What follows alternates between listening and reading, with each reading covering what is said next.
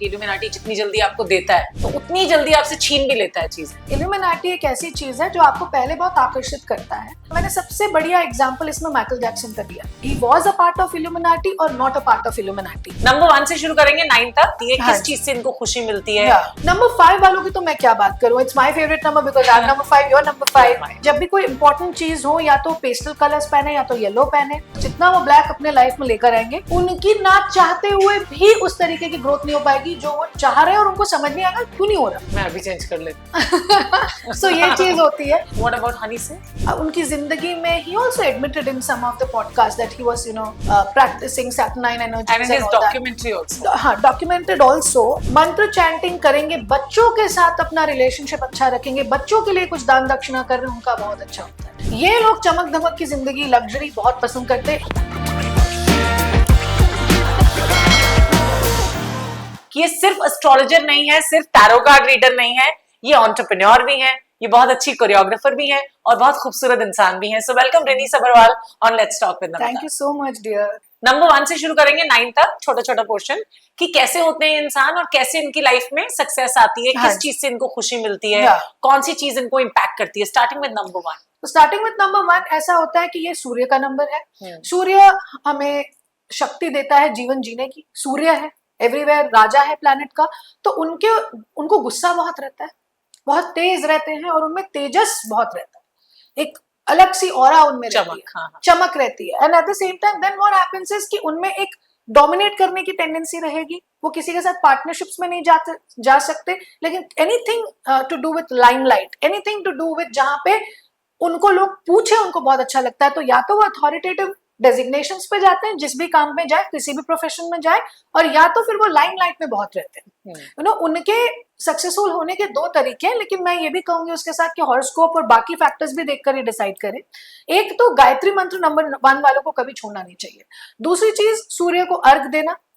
कोई भी काम शुरू करने से पहले गुड़ और पानी थोड़ा सा पी करके शुरू करना will make them successful. Number 1 वैसे ही बहुत पावरफुल नंबर है। अगर हम नंबर 2 की बात करें तो they are very emotional, creative लोग हैं और अप्स एंड डाउन्स इनको ज्यादा देखने को इसलिए मिलते हैं बिकॉज चंद्र है ना। तो अगर आप हॉरोस्कोप के हिसाब से भी देखोगे तो 2.5 डेज में मून साइन चेंज होता है। ओके, तो ये मूडी रहते हैं और इमोशनल रहते हैं।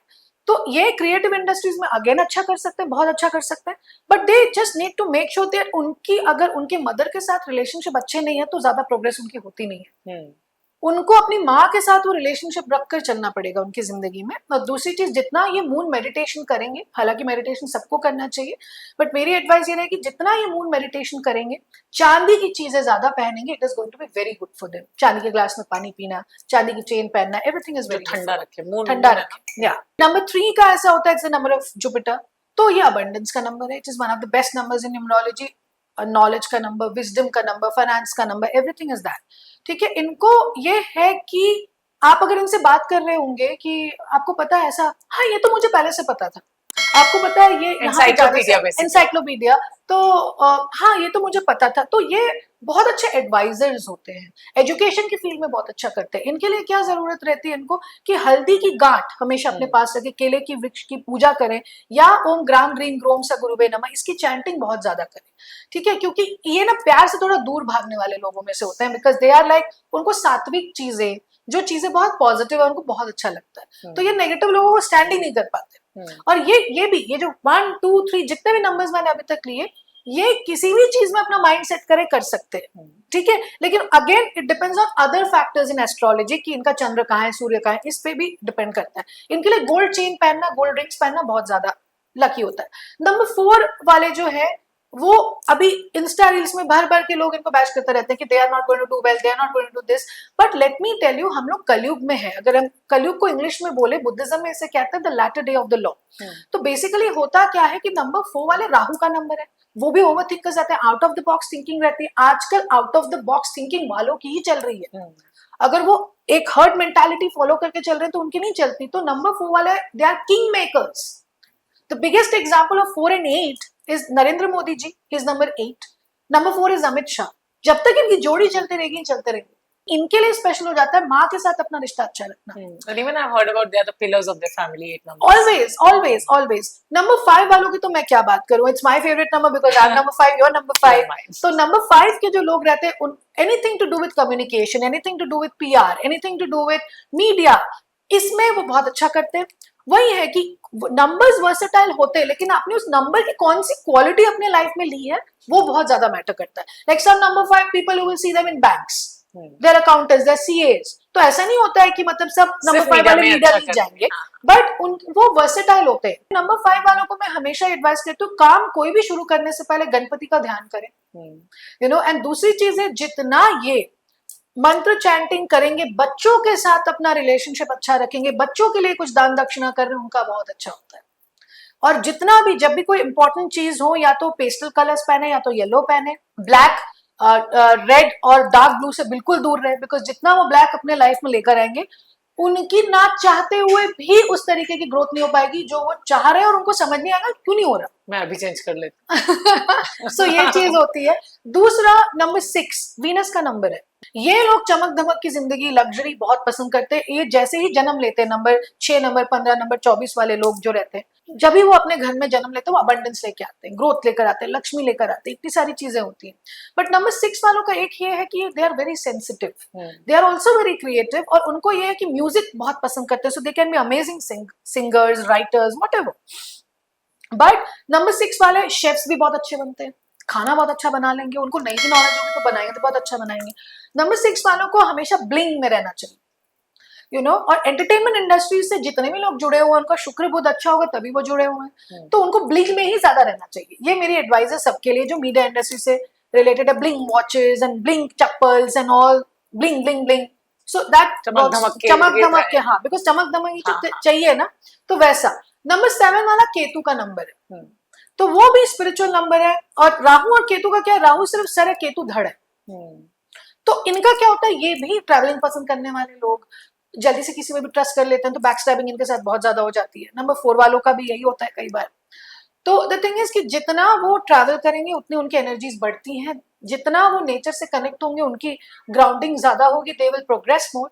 और इनके और राहु 4, 7 और 8 नंबर वाले, ज्यादातर मैं इनको इसलिए ज्यादा एडवाइस करती हूँ क्योंकि कार्मिक नंबर्स हैं, राहु, केतु, शनि।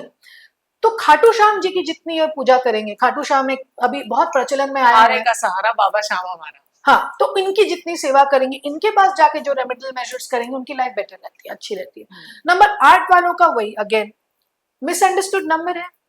इसमें जितनी क्षमता है पेन को झेलने की, उतनी किसी की नहीं है। हाँ, बिकॉज ऐसा भी कहा जाता है नंबर 8 वालों की लाइफ में स्ट्रगल बहुत रहता है, बट वो अच्छे से उसको मैनेज कर पाते हैं, बहुत manage they have that ability to do that. See I can just tell you one thing that number 8, मेरे हस्बैंड नंबर 8 है, और नंबर 5 वालों का ना ऐसा कोई एनिमी नहीं होता है, सबके साथ ही वो जल कर लेते हैं। सिर्फ एक नंबर 9 के साथ उनका थोड़ा होता है, मगर बाकी सारे नंबर्स के साथ वो जल कर जाते हैं।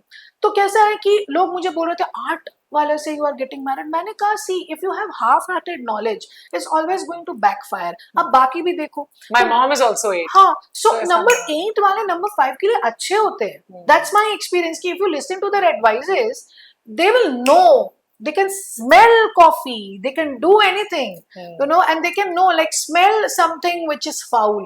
तो नंबर 8 वालों का बस ये रहता है कि जितना वो हनुमान जी की उपासना करेंगे, क्योंकि शनि हनुमान जी से थोड़ा डरते हैं, तो अगर उनकी आप भक्ति कर रहे हो, आप रिचुअल्स कर रहे हो, स्पिरिचुअल है, तो कोई भी ग्रह आपका कुछ नहीं बिगाड़ सकता। नंबर 9 वालों की जहां तक मैं बात करूंगी, नंबर 9 मार्स का नंबर है। उनमें एक ह्यूमैनिटेरियन नंबर है, लेकिन they have to manage their aggression. तो वो जितना लाइक यू नो चंद्र, अब लोग कहते हैं कि 9 नंबर वाला तो हनुमान जी सबके लिए अच्छे हैं, कलयुग में वो हर किसी के लिए अच्छे हैं। वही एक लॉर्ड है जो हमको डेटी है, जो हमको हेल्प करते हैं, बट आप उसको कैसे, अभी हनुमान जी मुझे शक्ति दे रहे हैं किसी को मर्डर करने की, तो वो then it will not help you. But if you are doing good things, and good things से मेरा मतलब क्या, लोग समझते हैं कि कर्म का मतलब होता है जो हम दूसरों के साथ कर रहे हैं, जो हम अपने साथ भी कर रहे हो वो भी कर्म है। मनसा कर्मणा वाचा, ठीक है। इसमें क्या होता है, आप मन से किसी के लिए बुरा मत सोचो, अपने लिए भी नहीं, दूसरों के लिए भी नहीं, कि मेरे से तो ये होगा ही नहीं, I won't be able to do it, this will happen, that will happen, वो भी गलत कर्म है, क्योंकि आप नेगेटिव बोल बोल के अपने सोल को वीक कर रहे हो। नंबर 9 का साल एंडिंग्स का और बिगिनिंग्स का साल होता है।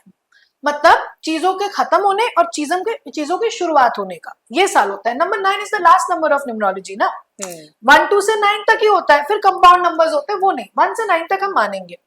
तो इस दौरान एंटरटेनमेंट सेक्टर को थोड़ा ध्यान रखना पड़ेगा कि ज्यादा अग्रेसिव मूवीज ना बनाए, बहुत हंसने खेलने वाली मूवीज ज्यादा चलेंगी और ज्यादा अग्रेसिव मूवीज नहीं चलेंगी। If you talk about Salman, he is number 9 by the way, 27 It's his year, no doubt.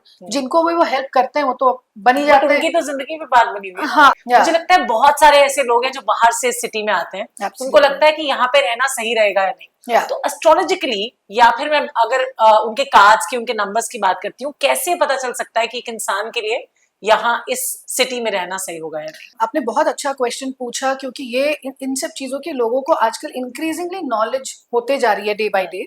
But what I have noticed is so far कि लोग तभी हमें कंसल्ट करते हैं जब वो प्रॉब्लम में होते हैं, जबकि मेरा जो वर्जन है इट्स कंप्लीटली डिफरेंट। मुझे ये लगता है कि आपको शुरू से ही कोई स्पिरिचुअल मेंटोर के साथ रहना चाहिए, ताकि आपके लाइफ में कोई भी आप डिसीजन लेने जा रहे हो, whether it is shifting of your residence और शिफ्टिंग लोकेलिटी, शिफ्टिंग बेस, हर चीज के लिए आपको कोई व्यक्ति ऐसा चाहिए जो न्यूट्रली आपको असेसमेंट करके बता सके that whether this place will suit you know. जानने का तरीका सिंपल होता है कि आप अपना date of birth, time of birth, place of birth से आप एक एनालिसिस करके देख सकते हो कि आपका लग्न कहाँ है, राशि कहाँ है, कौन सा शहर। पानी के पास रहना आपके लिए अच्छा होगा, जैसे मुंबई में सब पानी के पास रहते हैं, तो it's water body. And at the same time या आपके लिए अच्छा ये होगा कि आप हिमाचल प्रदेश में जाके रहें, which is going to suit you.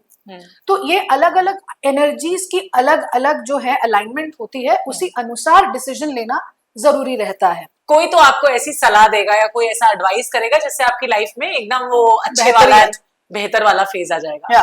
तो नंबर्स भी मैटर करते हैं, that's what I want to ask. बहुत ज्यादा, बिकॉज सी अगर हम ऑकल्ट में हैं तो सिर्फ एस्ट्रोलॉजी को देखना एक पहलू है, लेकिन आपका घर का वास्तु कैसा है, वेयर डू यू स्टे, वहां की एनर्जीज आपके साथ अलाइंड है कि नहीं, वो आपको कितना सपोर्ट कर रही हैं। And also at the same time are you into some kind of healings, protection ले रहे हो, फाइनेंशियल चीजों के लिए आप अपनी हीलिंग्स ले रहे हो, उससे भी ग्राफ बहुत चेंज होता है। ऐसा भी माना जाता है कि इल्यूमिनाटी जितनी जल्दी आपको देता है, डेविल्स की आप इसमें पूजा करते हो, नॉट जिस तरह से नॉर्मली देवों की पूजा करते हैं, तो उतनी जल्दी आपसे छीन भी लेता है चीजें। So how does that impact the life of a person? Illuminati में होता क्या है कि कोई भी डार्क एनर्जी, आप मुझे एक छोटी सी चीज बताओ, आप इस बात से रिलेट कर पाओगे, एक बच्चा पैदा होने के लिए कितने महीने लगते हैं? 9 months। किसी को मरने के लिए, रिश्ता जोड़ने के लिए कितना समय लगता है, तोड़ने के लिए। So it's the same way. The thing is illuminati एक ऐसी चीज है जो आपको पहले बहुत आकर्षित करता है, आपको ये प्रलोभन दिया जाता है कि आप इस प्रैक्टिस में चले जाएं, लालच दिया जाए, और आप इस प्रैक्टिस की तरफ आप चले भी जाते हो, बिकॉज आपको जल्दी अचीव करनी रहती है चीजें, और कट थ्रोट कंपटीशन है तो लोग कॉम्प्रोमाइज नहीं करना चाहते कि हम इतना क्यों वेट करें। मगर what they are not realising is कि जैसे आपने बिल्कुल सही तरीके से इस बात को पुट किया है कि अगर आप कोई भी चीज शॉर्टकट में लेते हो जो कि नेचर के विरुद्ध है, तो वो आपसे बहुत सारी चीजें पहले देगी आपको, उसके बाद ले इस वे में लेती है कि जैसे मैंने सबसे बढ़िया एग्जांपल इसमें माइकल जैक्सन का दिया। यू नो ये सारे लोग अंडर द कार्पेट इस बात को जानते हैं, मानते हैं, they brush it under the carpet कि okay he was a part of Illuminati और not a part of Illuminati. लेकिन अगर हम उनकी लाइफ का ग्राफ देखते हैं तो आप इसको भली बात ही जान सकते हैं दैट एमजे का नाम इतना ज्यादा हुआ, ठीक है, और वो लंबी जिंदगी जीने के लिए क्या कुछ नहीं कर रहे थे। He wanted to live for a longer time. Each one of us, we want to live a long life, long and happy life. But उन्होंने क्या किया कि वो इनोसेंट थे, उनके मन में ऐसा किसी के लिए मैल नहीं था। बट क्योंकि हमें पता नहीं होता है कि हमारे लाइफ में कौन से ग्रह कब खराब चल रहे हैं, तो हम एक ऐसे व्यक्ति से मिलते हैं जो हमें डार्क प्रैक्टिसेस में लेकर जाता है। तो ये जो इतना उछाल इनकी जिंदगी में आना, and suddenly he is gone one day, ये इल्यूमिनाटी के सिम्टम्स है कि you are a part of Illuminati. ये चीज होती है। इवन सैफ अली खान के लिए भी कहा जाता है कि he follows illuminati. I'm not very sure because I have never associated myself with his energies. कई बार हम हीलर्स बैठकर energies रीड करते हैं, because उसकी भी एक विधा है, एक तरीका है जहाँ पे आप समझ सकते हो कि इसकी एनर्जीज कैसी हैं, तो उसे एसेस किया जाता है। बट सैफ अली जी के बारे में आई कांट कमेंट बिकॉज मैंने उनकी एनर्जी से कभी इंटरेक्ट किया नहीं। What about Honey Singh? Honey Singh, yes, एक टाइम ऑफ उनकी जिंदगी में he also admitted in some of the podcasts that he was practicing Saturn energies, and his documentary also. Documented also, but at the same time the thing is ये चीज होती है ना कि वो भी एक तरफ से उसको किसी प्रकार की ब्लेसिंग मिली होगी, because of which suddenly realise and came out of it, he has come out of it, he is trying to come out of it, और वो दिखता है। बिकॉज द थिंग इज हर व्यक्ति जैसे हनुमान जी की भक्ति नहीं कर सकता, हर व्यक्ति जैसे शिव जी की भक्ति नहीं कर सकता, वैसे ही हर कोई इल्यूमिनाटी में जाके शांत ही रहेगा ऐसा जरूरी भी नहीं। But that becomes a trend also, don't you think so? कि लोग ट्रेंड के लिए भी, कि मान लो आप इसे फॉलो कर रही हैं या मैं इसे फॉलो कर रही हूँ, कोई XYZ, तो सामने वाला बोलता है चलो मैं भी ट्राई करके देखता हूँ। ऐसा बहुत होता है हमारे, ऐसा बहुत होता है, लेकिन ये इतना डेंजरस है, तो मैं लोगों को ये एडवाइस करती हूँ कि ये ना करें। बिकॉज देखिए क्या होता है, जो भी इल्यूमिनाटी के प्रैक्टिशनर्स है उनका होता क्या है, बेसिकली उनको अपने धर्म को छोड़ने के लिए बोल दिया जाएगा और डेविल को मानने के लिए बोला जाएगा। उनको बाइबल के ऊपर से, कुरान के ऊपर से, रामायण के ऊपर से जाना पड़ता है, फाड़ना पड़ता है, उसको इंसल्ट करना होता है। क्या ये सही है? बिल्कुल नहीं, यू नो। लेकिन कलयुग, क्योंकि कली का युग है, तो लोग इल्यूमिनाटी और डार्क प्रैक्टिसेस की तरफ बहुत ज्यादा अट्रैक्ट हो जाते हैं, उनको ल्यूक्रेटिव लगने लगती हैं ये सब चीजें, so they get attracted towards all these kind of dark practices, but and tempted, you know. तो मैं यही लोगों को कहना चाहती हूँ, उससे क्या होगा, you will never be able to reincarnate. आपका यही जन्म खत्म हो जाता है, आपकी डेथ बहुत ही अजीबो तरीके से होती है, तो आपको ये करना ही क्यों है जिंदगी में।